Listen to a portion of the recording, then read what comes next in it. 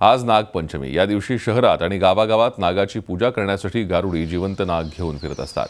सापांविषयीचं अज्ञान आणि जनजागृतीचा अभाव यामुळे सापांच्या अनेक जाती नष्ट होण्याच्या मार्गावर आहेत। त्यामुळे पर्यावरणाचं संतुलन बिघडण्याची शक्यता आहे। त्यामुळे सर्पमित्र सापांच्या संरक्षणासाठी पुढे सरसावलेत। असाच एक उपक्रम अमरावतीच्या सर्पमित्रांनी केलाय। नागपंचमीला जिवंत सापांच्या पूजेनिमित्त लोकांकडून पैसे उकळणाऱ्या गारुड्यांची माहिती तात्काळ वनविभागाला द्यावी असं आवाहन या सर्पमित्रांनी केलंय।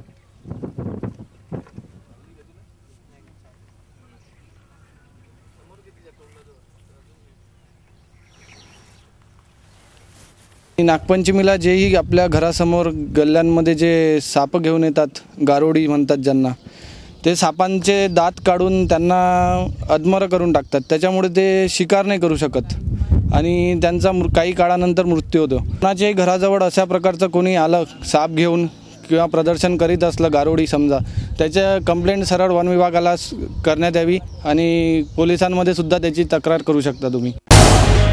झी 24 तास रहा एक पाऊल पुढे।